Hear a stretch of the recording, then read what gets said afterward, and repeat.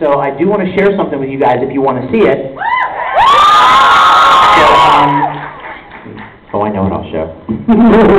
Okay, question. I actually have a two-part question. My first question is, Orange High School Host Club. I noticed a lot of the main voice actors were also in Full Metal Alchemist. Was it like a Full Metal Alchemist reunion?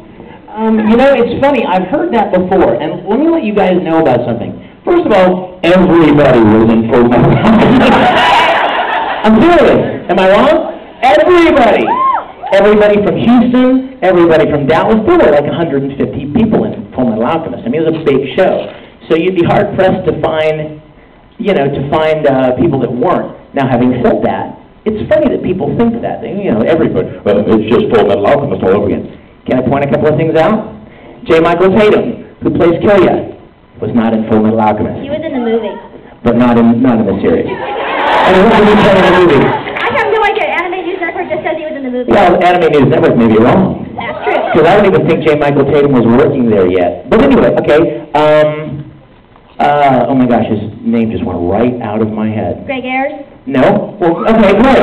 Let's do Greg, for instance. Greg was awesome as one of the twins, but he only, I knew who he played. He only played he played the little lizard guy for Metal. And it wasn't like one of the major roles. It was a small role, but yes, technically it was.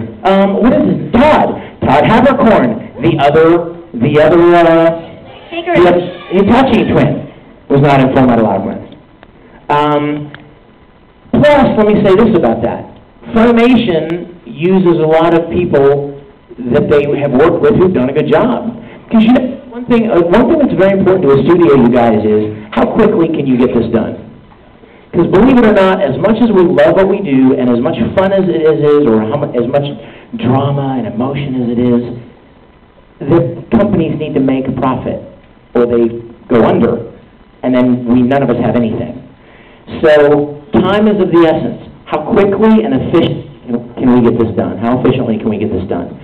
So very often, studios will have a core of actors that cover a lot of different types of voices, ages, or maybe a lot of actors that have some versatility. And if they're good at what they do, if they're quick, if they understand the process and they're sharp and efficient, well, then it behooves the director to use them because he'll get, everything will get done more quickly and efficiently, as opposed to bringing in somebody who may not be really good at it, and they have to do a line 6 or 7 or 8 times to get it, whereas, somebody like a Lucy Christian is going to walk in and do an entire scene at one time.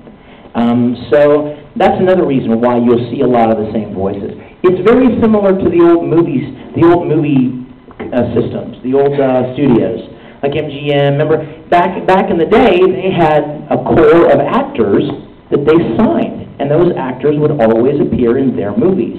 And it's very much like that. Now, Funimation is not a closed shop, and all the studios, ADV, they're not closed, but it's easier and it's more efficient.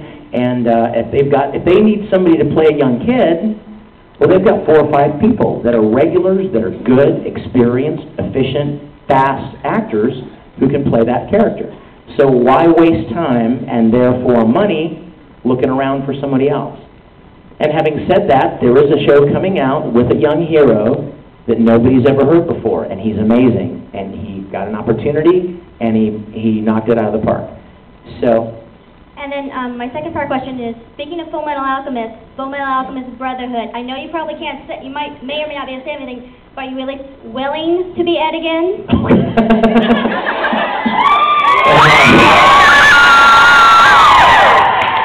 Willing to be Ed, oh my gosh.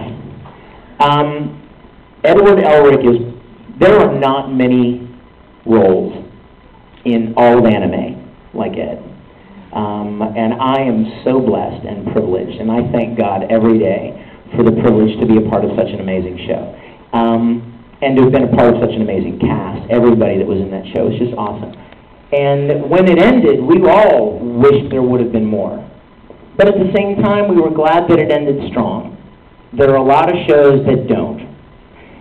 Somebody sees dollar signs, and so they keep making the show even though it's kind of like petered out, and the stories start getting lame and stupid, and it doesn't go anywhere, and you guys know exactly the kind of shows I'm talking about. And so we were glad that Full Metal did not go that way. We were glad that it ended strong with, like, you wanted more. You want Ed and Al to get back with Winry, and you want Ed to punch Roy, and you want...